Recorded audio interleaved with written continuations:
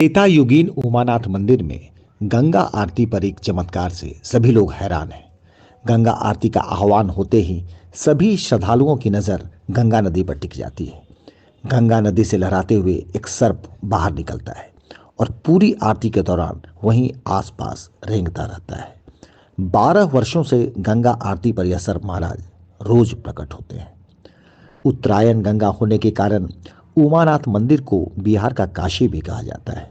बक्सर में ताड़का वध के बाद श्री राम ने यहीं गंगा नदी के तट पर पूजा अर्चना की थी। त्रेतायुगीन उमानाथ मंदिर का वर्णन पुराणों में भी मिलता है। उमानाथ के पुजारी जैसे ही शाम को गंगा आरती की तैयारी शुरू करते हैं, तभी गंगा नदी से एक सांप बाहर निकल कर आता है। पूरी आरती के दौरान वे गंगा तट पर ही मौजूद रहते हैं। शायद ही कोई दिन ऐसा हो जब वे आरती के समय गंगा तट पर नहीं आए हों। यह चमत्कार लगभग 12 वर्षों से लोग देख रहे हैं।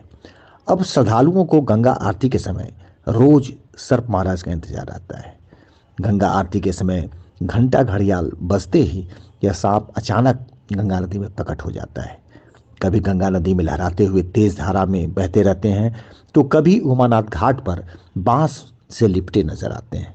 कभी गंगा नदी से निकलकर उमानाथ घाट पर रेंगते हुए गंगा आरती के बीच लोगों को दर्शन देते हैं। गंगा तट पर यह चमत्कार देखने के लिए गंगा आरती के समय श्रद्धालुओं की भीड़ लग जाती है। कई महिलाएं तो इसे बाबा भोलेनाथ का चमत्कार मानती हैं।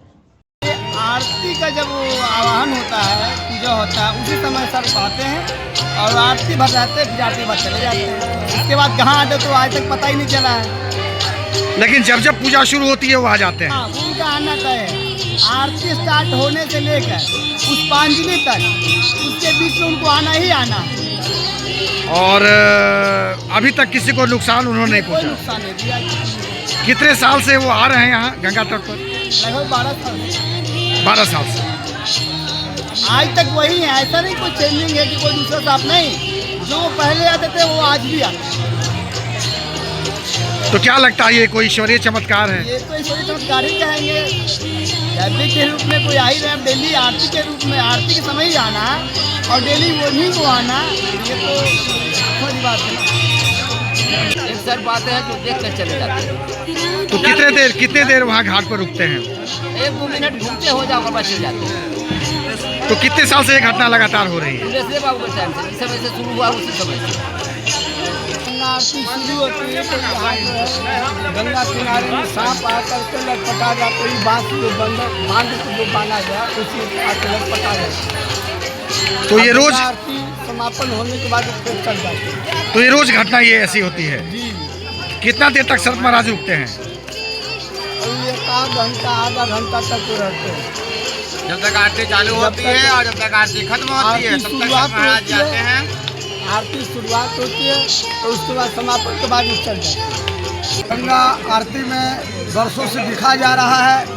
यहाँ एक सर्प आरती के समय में आ जाते हैं और इसको हम लोग मानते हैं कि माता का ये आशीर्वाद है, उनके स्वरूप है और उनके द्वारा हम लोग के मनोकामना पूर्ण होता है। इसलिए गंगा आरती हम लोग वर्षों से करते आ रहे हैं। तो गंगा आरती के समय पूरे समय तक सर्प महाराज वहीं रहते हैं? हाँ, गंगा आरती के समय में वहाँ पर विराजमान रहता है। जब तक आरती होता है जब तक रहते हैं और फिर कहाँ चले जाते हैं इसका कोई भी पता नहीं। रोज ये घटना होती है? डेली आते हैं। एक धूप की आरती होती है और एक दीपक की आरती होती है, तो दोनों आरती एक साथ होती है। उसी टाइम महादेव हमारे आ जाते हैं अपनी आरती देखने के लिए। बहुत आगे तक आते हैं, बहुत आगे तक आते हैं, सबको दर्शन देते हैं, देखते हैं। जब आरती खत्म हो जाती है तब वो फिर वापस चले जाते हैं। पूरे दिन आपको दिखाई नहीं देंगी, जब आरती शुरू होगी तभी वो आ जाते हैं। पूरे दिन आप जहाँ पे दीप जलता है बस वहाँ तक ही वो रहते हैं और फिर वहाँ से घूर के चले जाते हैं। किसी को नुकसान नहीं पहुंचता। हाँ, किसी को नुकसान भी नहीं पहुँचाते। ये नहीं कि लोग रहते हैं तो वहाँ काटने आ जाते हैं, बस वो देखते हैं और ऐसे राउंड करके फिर चले जाते हैं। तो इस घटना को आप किस रूप में देखती हैं? आपको क्या लगता है? भगवान के रूप में ही देखते हैं। ऐसा हमें तो लगता है कि महादेव है तो वही देखने आते हैं अपना गंगा आरती और चले जाते हैं।